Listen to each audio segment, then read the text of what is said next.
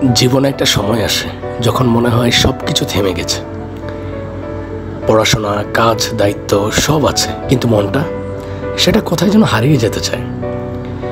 আপনি কি জানেন, এই সময়টাতে আপনার দরকার ঘুরে বেড়ানো, নিজের সাথে সময় কাটানো। টাকা থাকুক বা না থাকুক, একটা ব্যাগ আর ইচ্ছা থাকাই যথেষ্ট।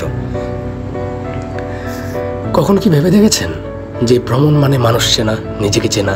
ভ্রমণ মানে শুধু একটা ছবি তোলা না, ভ্রমণ মানে মানুষ চেনা, নিজেকে চেনা।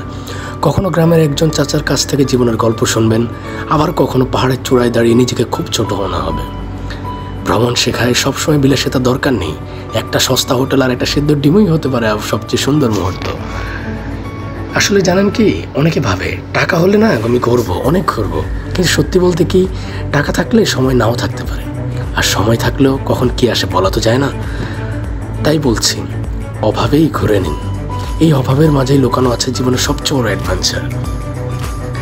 অনেকে ভাবে ভ্রমণ মানে পালিয়ে যাওয়া, নিজের দায়িত্ব থেকে দূরে সরে যাওয়া।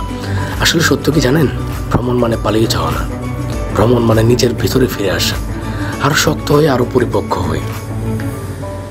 শেষে একটা কথাই আপনাদেরকে বলবো, আপনি একটাই জীবন পেয়েছেন, সেটা শুধু অফিস রুমে বসে কাটাবেন নাকি প্রকৃতির কোলে গিয়ে বাঁচার মানে বুঝবেন, সিদ্ধান্ত আপনার।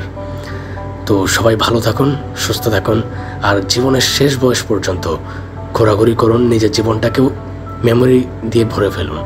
কারণ জীবনের শেষ বয়সে যখন আপনাকে আপনার নাতি নাতিরা জিজ্ঞেস করবে, দাদা তুমি, নানা তুমি কি করেছো জীবনে, তখন যেন আপনি বলতে পারবেন যে আমি জীবনে এত কিছু করেছি। সো সেটাই, তারই অপেক্ষায় থাকলাম। সবাই ভালো থাকবেন, ধন্যবাদ।